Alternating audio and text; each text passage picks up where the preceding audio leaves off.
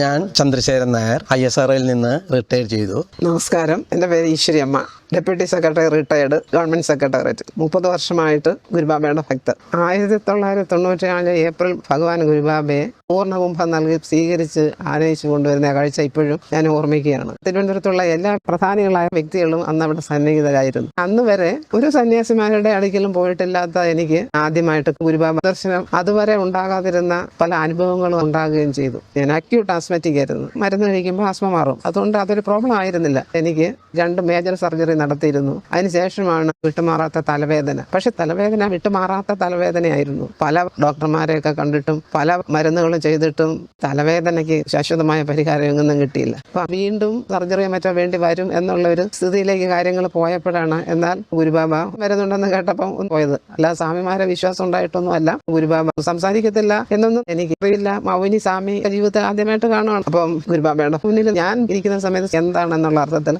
ഗുരുബാബ ഉയർത്തി നോക്കി പേടിച്ചിട്ടുണ്ട്. എനിക്ക് തലവേദന എന്ന് മാത്രം ഞാൻ പറഞ്ഞു. ആസ്മയുടെ കാര്യം ഞാൻ ഗുരുബാബയുടെ പറഞ്ഞില്ല. ഗുരുബാബ എഴുതി 36 മണിക്കൂർ മൗനത്തോടുകൂടി ആജീവനാന്ത പൂർണ്ണ അമാവാസ്യോപാസന. പിന്നെ സന്ധ്യയ്ക്ക് 6 മണി തൊട്ട് രാവിലെ 6 മണി വരെ 90 ദിവസം കണ്ടിന്യൂസ് ആയിട്ട് മൗനവ്രതവും. ഗുരുബാബയെ കണ്ട 5ാമത്തെ ദിവസം കറുത്തവാവ് വന്നു. എല്ലാ ദിവസവും രാത്രി ആസ്മയ്ക്ക് മരുന്ന് കഴിക്കണം. പക്ഷെ ഉപവാസം എടുക്കുന്ന സമയങ്ങളിൽ ജലപാനമില്ല, ആഹാരമില്ല, സംസാരമില്ല, മരുന്നും കഴിക്കാൻ പാടില്ല. അപ്പൊ അന്നത്തെ രാത്രിയിൽ എന്ത് ചെയ്യും എന്നിങ്ങനെ വിഷമിച്ച് കടലിൽ ചെന്ന് കടന്ന്. പക്ഷെ ഞാനങ്ങ് ഉറങ്ങിപ്പോയി. രാവിലെ എഴുന്നേൽക്കുമ്പോഴാണ് അറിയുന്നത് തലേ ദിവസം രാത്രി മരുന്ന് കഴിച്ചിട്ടില്ല എന്നുള്ളത്. ഒരു ദിവസം പോലും മരുന്ന് കഴിച്ചില്ലേ ഉറങ്ങാൻ നോക്കുകയല്ല. 18 വർഷമായിട്ട് ആസ്മയ്ക്ക് മരുന്ന് കഴിച്ചുകൊണ്ട് ഉറങ്ങുന്നു. അങ്ങനെയുള്ള ഞാൻ ആ ഒരു ഉപവാസത്തോട് കൂടിയിട്ട് മരുന്ന് കഴിച്ചിട്ടില്ല. അതൊരു ഭയങ്കര അതിശയായി. പരീക്ഷണാർത്ഥമാണ് ഞാനിത് തുടങ്ങിയത്. ഗുരുബാബയെ വിശ്വാസമില്ല, സ്വാമിമാരെ വിശ്വാസമില്ല. പിന്നെ നമ്മുടെ ആവശ്യം വെച്ചിട്ടാണ് ഞാൻ അമാവാസ്യോപാസന തുടങ്ങിയത്. ഗുരുബാബയുടെ ഈ പ്രസ്ഥാനത്തിൽ വന്നതിന് ശേഷം ഈ 30 വർഷത്തിനകത്ത് ഉണ്ടായിട്ടുള്ള ഒരു അമാവാസ്യയും പൗർണമിയും ഞാൻ മിസ് ചെയ്തിട്ടില്ല. ഒരാഴ്ച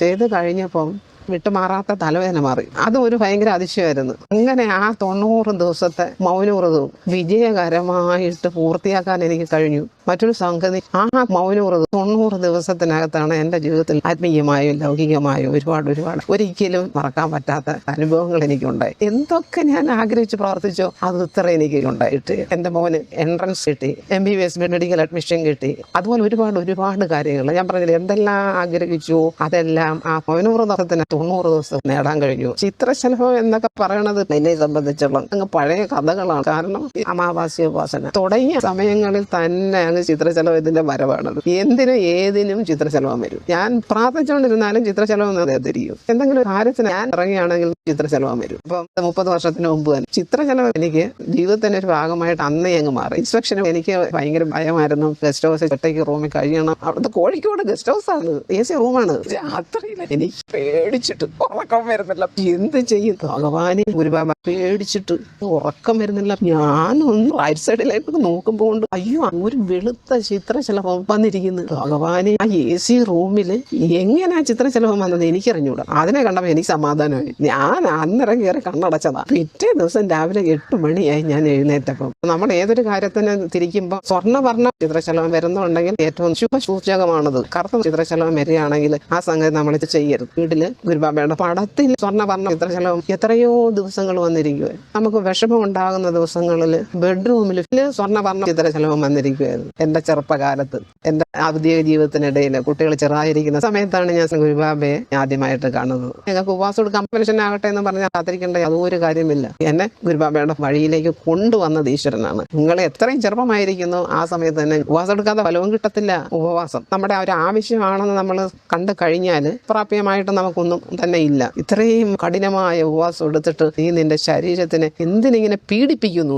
എന്നൊക്കെ എന്റെ സുഹൃത്തുക്കൾ എന്നോട് ചോദിച്ചിട്ടുണ്ട്. ശീലക്കേട് മാറ്റിയാലേ കാലക്കേട് മാറുകയുള്ളൂ എന്നല്ല ഗുരുബാബ പറയണത്. അപ്പം നമ്മൾ പല ശീലക്കേടുകളും നമ്മൾ മാറ്റണം. ഗുരുബാബ പറയുന്നത് നമ്മളങ്ങ് ചെയ്താൽ മതി. അപ്പോൾ അതിനുള്ള ഫലങ്ങൾ നമുക്ക് കിട്ടിക്കൊണ്ടിരിക്കും. ഇപ്പം നമുക്ക് ഗുരുബാബ നേരിട്ട് കാണാൻ പറ്റുന്നില്ല. ഗുരുബാബ നമ്മുടെ ഉള്ളിലുണ്ട്. നമ്മൾ എപ്പോഴും വിചാരിക്കുന്നോ അപ്പോഴും നമുക്ക് ഗുരുബാബ സ്വപ്ന ദർശനത്തിൽ കൂടെ കാണാൻ പറ്റും. ഗുരുബാബ സംസാരിക്കുന്ന പറഞ്ഞാൽ ഞങ്ങൾക്ക് വിശ്വാസം വരും. സ്വപ്ന ദർശനത്തിൽ ഗുരുബാബയുടെ സംസാരം വരുന്നുണ്ട്. പക്ഷെ നേരം വിളക്കുമ്പോഴത്തേക്ക് ഗുരുബാബ പറഞ്ഞ കാര്യം നമ്മളങ്ങ് മറന്നു. ഞാൻ ഒരിക്കൽ ഗുരുബാബയുടെ തന്നെ ചോദിച്ചു, ഇതെന്താ ഗുരുബാബ സ്വപ്ന ദർശനത്തിൽ പറഞ്ഞു? നേരം വിളക്കുമ്പോഴത്തേക്ക് ഞാനങ്ങ് മറന്നു പോവുകയാണല്ലോ.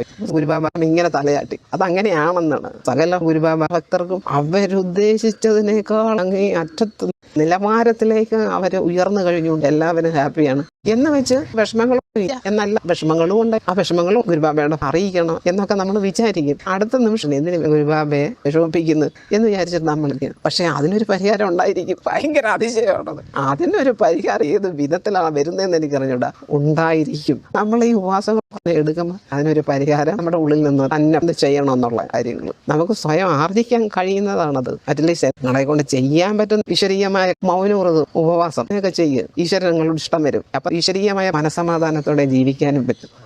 ഭഗവാൻ ഗുരുബാബയോട് പ്രാർത്ഥിക്കുമ്പോഴോ സംബന്ധപ്പെട്ടോ ഭൂമിയിൽ എവിടെയും ചിത്രശലഭം പ്രത്യക്ഷപ്പെടുന്നതും ഉമിനീരിന് രുചി വ്യത്യാസം ഉണ്ടാകുന്നതും ചുറ്റിലും ഗന്ധം വ്യാപിക്കുന്നതും ഭഗവാൻ ഗുരുബാബ സാക്ഷാൽ മഹാവിഷ്ണുവിന്റെ കലിയുഗത്തിലെ ഏക അവതാരമായതിനാലും സാക്ഷാൽ ദൈവത്തിന്റെ ഭൂമിയിലെ ഏക പ്രത്യക്ഷ ദൈവമായതിനാലും അത്രേ. കാശ് എത്ര ചെലവിട്ടിട്ടും ഏതുവിധ ഹൈന്ദവ അഹൈന്ദവ ആരാധനകളാലും യാതൊരു രക്ഷയും കിട്ടാതിരിക്കെ ഭഗവാൻ ഗുരുബാബയോട് പ്രാർത്ഥിച്ച് സ്വർണ്ണവർണ്ണ ചിത്രശലഭം പ്രത്യക്ഷപ്പെട്ടാലും ഉമനീരിന് മധുരരസമുണ്ടായാലും ചുറ്റിലും സുഗന്ധമുണ്ടായാലും നിന്റെ ഏതുവിധ ദുഃഖദുരിതങ്ങളും പ്രശ്നപ്രയാസങ്ങളും തീരും. നിനക്ക് സകല ഐശ്വര്യങ്ങളും സമാധാനവും അനുഭവിക്കാനുമാകും. ഏതുവിധ ദുഃഖദുരിതങ്ങളും പ്രശ്നപ്രയാസങ്ങളും തീരാനായി ഗുരുബാബ നിത്യവും പാതിരായ്ക്ക് നടത്തുന്ന അഗ്നിയാഗത്തിനിടെ രാത്രി 11:51 മുതൽ 12:09 വരെ 18 മിനിറ്റ് വീതം തുടർച്ചയായി 18 നാൾ വടക്കോട്ട് തിരിഞ്ഞിരുന്ന ഭൂമിയിലെ ഏതു ഭാഷയിലും ഭഗവാൻ ഗുരുബാബയോട് മൗനമായി സങ്കടമോചന പ്രാർത്ഥന നടത്തുന്നതോടെ സകല ദുഃഖദുരിതങ്ങളും പ്രശ്നപ്രയാസങ്ങളും ഒഴിഞ്ഞോളും. സകല ഐശ്വര്യങ്ങളും സമാധാനവും അനുഭവിക്കാനുമാകും. ജാതി മതഭേദമന്യേ മാത്രമല്ല, യുക്തിവാദികൾക്കും പാതിരയ്ക്ക് സങ്കടമോചന പ്രാർത്ഥന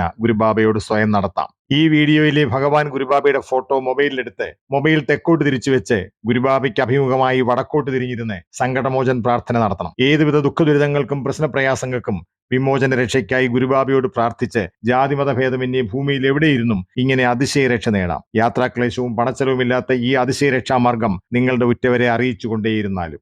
ഗുരുവായൂർ ക്ഷേത്രത്തിൽ നിന്ന് മമ്മിയൂർ ക്ഷേത്രത്തിലേക്ക് പോകുന്ന മെയിൻ റോഡരികിലാണ് പ്രത്യക്ഷ ദൈവമായ ഗുരുബാബയുടെ സന്നിധാനവും അന്ത്യശരണം ദക്ഷിണേശ്വര ക്ഷേത്രവും. നിനക്ക് നിന്നാൽ നീയാകാൻ അനുഗ്രഹത്തിനുതകുന്ന ഈ you are your God YouTube ചാനലിലെ ഈ എപ്പിസോഡ് ഉപസംഹരിക്കുകയാണ്. നന്ദി, നമസ്കാരം.